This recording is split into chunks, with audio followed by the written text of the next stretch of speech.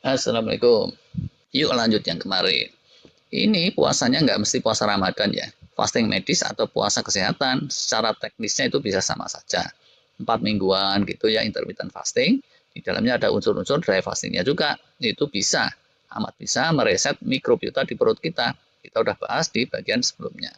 Nah, padahal gut microbiome yang tepat itulah yang bisa memberi instruksi biologis secara biokimiawi dan bioelektrik pada sel-sel di tubuh kita untuk menggerus lemak dan menggerus sel-sel protein peot di tubuh kita agar tubuh kita mengalami healing dan normalisasi yang mantap pasca fasting.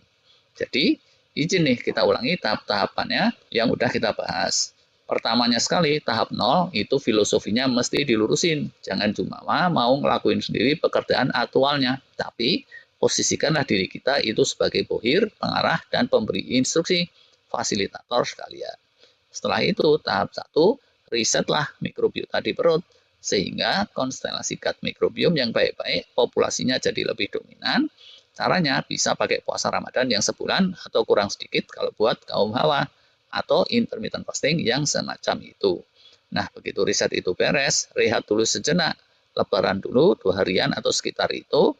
Habis itu gaspol masuk ke tahap kedua, munculkanlah di tubuh kita itu sinyal-sinyal survival atau survival mode. Nah, yang sekarang inilah yuk kita bahas sedikit lagi. Kalau udah muncul survival mode tuh ya, udah deh, selesai urusannya. Caranya gimana?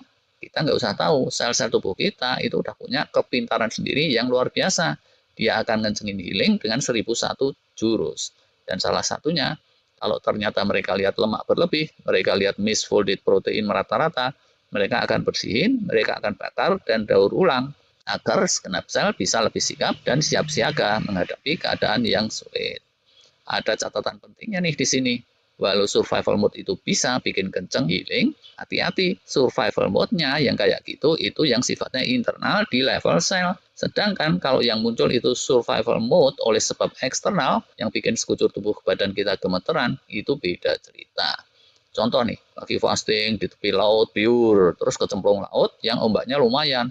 Udah gitu terus diuber sama ikan hiu pula. Wah, ini survival mode yang taruhan nyawa beneran nih. Hormon adrenalin akan langsung melenting setinggi-tingginya. Gula darah pun membanjir menyiapkan energi semaksimal mungkin buat balapan sama si ikan hiu dan seterusnya. Dan otomatis segenap proses healing terhenti. Singkat kata, yang harus dapat pancingan stres itu di tingkat sel, tapi orangnya itu nggak boleh stres. Survival mode seperti itulah yang mestinya disasar. Pertanyaan lanjutannya, teknisnya gimana sih ngencengin survival mode yang memunculkan sinyal healing tadi? Ini macam-macam caranya. Salah satu yang standar, praktekinlah extended fasting di bulan Syawal alias puasa Syawalan. Terus ada lagi cara lain, bisa dicari sendiri, di kanal kita juga sering dibahas, antara lain waktu kita membahas hipoksia kemarin itu.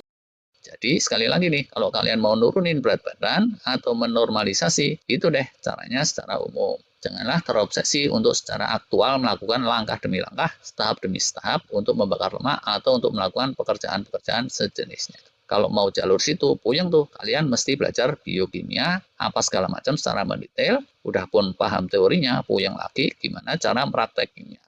Saking puyengnya, tadinya montok lemu gini-gini, kalian bisa jadi kurus. Kalau kayak gitu misinya malah jadi tercapai tuh ya. Wah, ini ilustrasinya salah sini. Jangan-jangan ini malah bener ding ya. Kalau mau ngurusin berat badan, jangan-jangan memang harus peras otak, belajar biokimia, sampai jelimet, sampai puyeng kayak gitu. Walau-walau. Cuma buat kalian yang merasa biokimia itu terlalu horor, gak usah khawatir, Allah Maha Pemurah. Alhamdulillah. Yang efisien tuh ya, kalau kalian mau nurunin berat badan, dan malas hitung-hitungan serta malas mendalami biokimia, ya kuasailah 2 jurus pokok tadi itu. Pertama, jurus intermittent fasting yang terprogram beberapa minggu untuk meriset mikrobiota di perut kalian. Kedua, itu jurus-jurus atau kombinasi jurus untuk menggiring sel-sel tubuh ke dalam survival mode, semacam extended fasting di bulan Syawal, atau pasca mempraktekkan intermittent fastingnya itu. Kalau mau kombinasi yang lain, silakan dilihat bahasan yang hipoksia kemarin. Hebatnya lagi ya, kalau kita udah sukses memainkan kedua jurus itu, yang terjadi itu bukan sekedar normalisasi berat badan, tapi sekaligus healing yang relatif menyeluruh. Isi rekening bank aja juga bisa ikut naik ke piawet karena jarang dipakai jajan. Beda lagi tapi kalau keranjingan nguber diskon di belanja online. Walah. Dan nggak cuma urusan finansial sih, Si Udin aja ya, yang galau terputus cinta, itu bisa dapat kenalan baru gara-gara sering praktekin fasting. Lah, lagi jalan-jalan di mall gitu, Udin terus ketemu sama bekas murid bimbelnya. Pak Udin, kok jalan kayak orang galau gitu, Pak? Kok traktir aja, Pak? Sorry nih, masih sawalan nih hari ini. Waduh, kok jadi makin soleh, Pak? Udah yuk, kalau gitu daripada galau, aku kenalin sama tante aku, Tante Rosita. Tante Rosita, wah namanya inspiratif nih. Jangan-jangan orangnya secantik kamu ya? Dulunya ratu kecantikan, Pak. Widih, alhamdulillah tuh kau ratu kecantikan. Tapi ratu kecantikannya 25 tahun yang lalu. Kalau sekarang sih Pak, janda beranak 4 gitu deh. Kubrak. Jadi kemana-mana nih ceritanya. Tapi ya kayak gitulah. Kira-kira serinya kali ini lebih kurangnya mohon maaf. Sebetulnya ada topik lanjutan yang menarik, cuma masih perlu pembuktian-pembuktian. Walaupun sudah ada hints dan clue-nya dari hadis Rasulullah Shallallahu Alaihi Wasallam, yaitu bahwa puasa 6 hari di bulan Syawal itu bisa membawa manfaat setara puasa yang setahun penuh. Nah, ini mestinya kita bisa cermati teknisnya seperti apa agar hasilnya optimal. Optimal secara kesehatan, bukan sekedar spiritual. Oke lah, terima kasih. Wassalam. Ahlan wassalan. Toyib, toyib, toyib. Sukron bil khair. Walah, kok malah jadi praktek bahasa Arab. Sorry.